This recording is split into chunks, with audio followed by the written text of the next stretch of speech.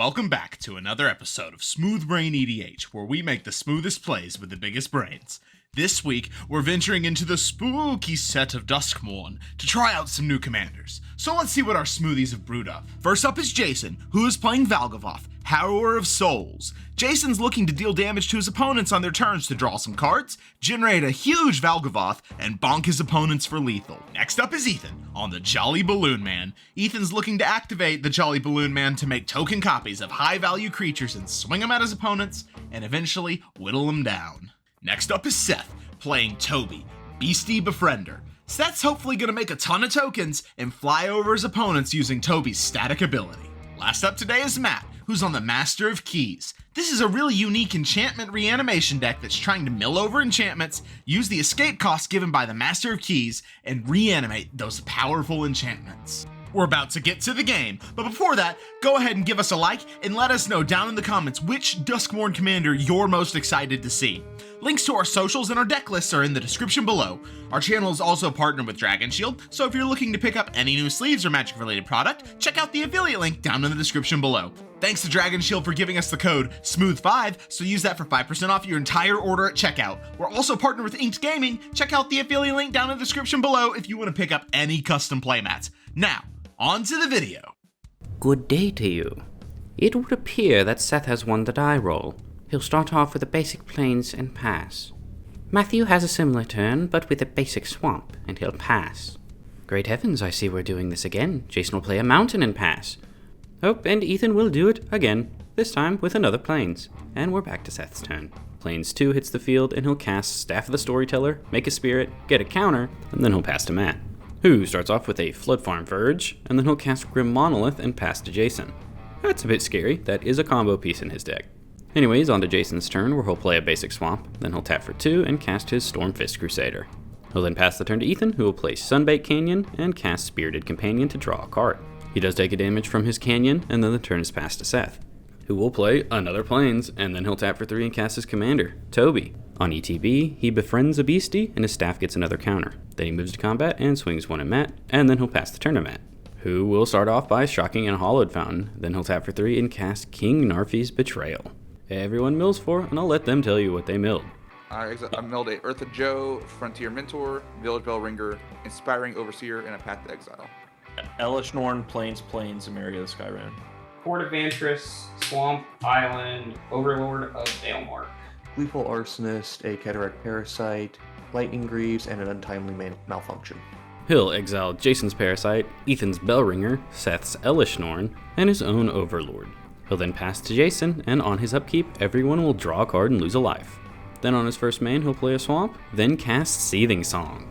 And he really just used this to get the red mana to cast Sulfuric Vortex. He'll then move to combat, and Matt will be punched for 2. He'll then pass the turn to Ethan, who starts off with a Clifftop Retreat. He'll then tap for 3 and cast Professional Facebreaker, then move to combat. Jason is punched for 1, and Ethan gets a treasure. Then the turn is passed to Seth. He starts off with yet another basic Plains design for turn. Then he'll tap for 3 and cast probably one of the best cards in this deck, Adeline. He'll then move to combat and swing his Beastie at Jason and his Spirit at Matt. Adeline attack trigger makes a 1/1 token going at everybody, and Toby is now online, so all these tokens have flying. And because of this, there are no blocks around the table. Staff of the Storyteller will also get another counter. And then the turn is passed to Matt. His Saga will tick up, and then he'll tap out and cast the Master of Keys, X's 3. So it'll enter with 3/1/1 counters, and he'll mill 6 cards. Sword Splashers, Enduring Curiosity, Starfield Mystic, Zera Eternal Schemer, Godless Shrine, and Crystal Shard. Those are what he mills, and then the turn is passed to Jason.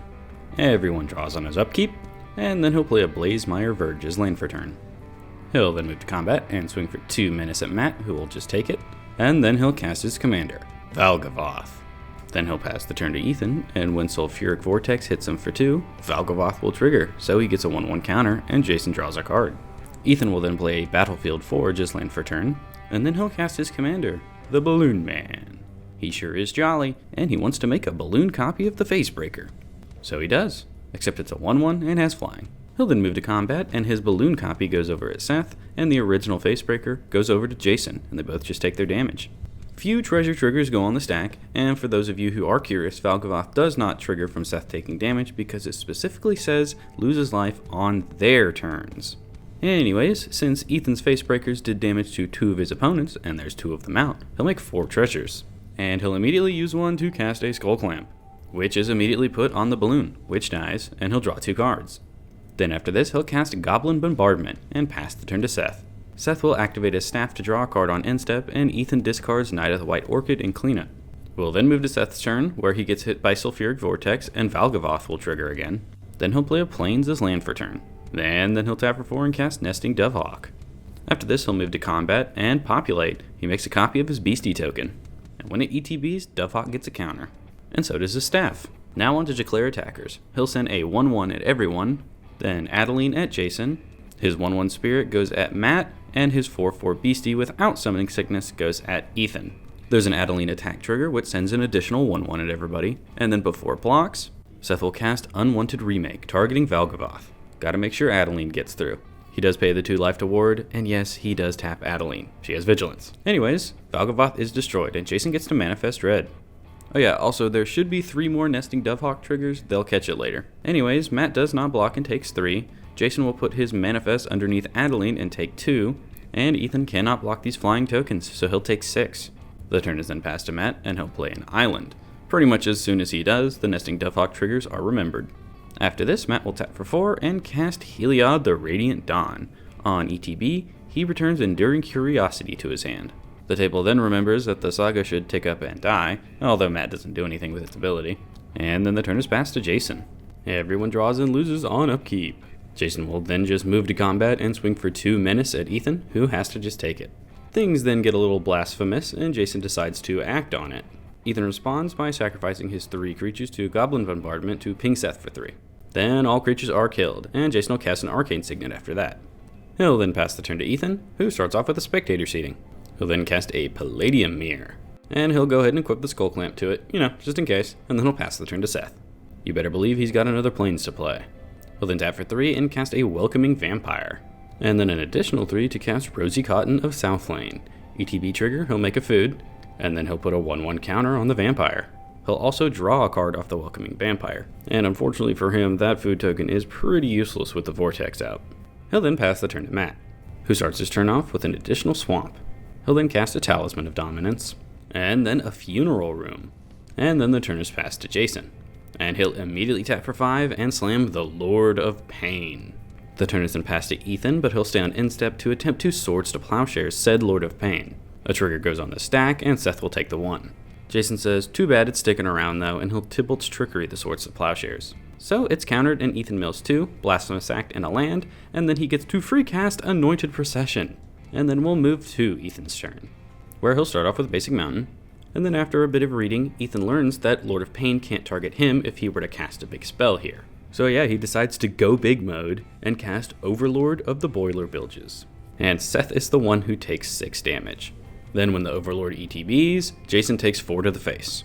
And then the turn is passed to Seth. And he has the opposite mindset of Ethan. He thinks everybody needs to work together to get rid of Jason because life totals are getting really low, so he'll cast a Soul Ring. And the 1 damage from the Lord of Pain is pointed at Matt. After this, Seth will tap for 7 and cast Jacked Rabbit. X is 5. It'll enter with 5 1/1 counters, and because X was 5, he draws a card as well. He'll then move to combat and swing for 3 in the air at Jason. And then the turn is passed to Matt.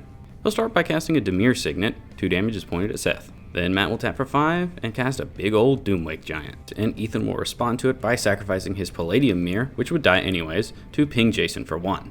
There's also a Clamp trigger, so Ethan will draw 2, and then the Doomwake Giant will resolve, give everything -1/-1, which only kills Rosy Cotton. And then the turn is passed to Jason, who will immediately recast Valgavoth. Lord of Pain trigger hits Seth for 4.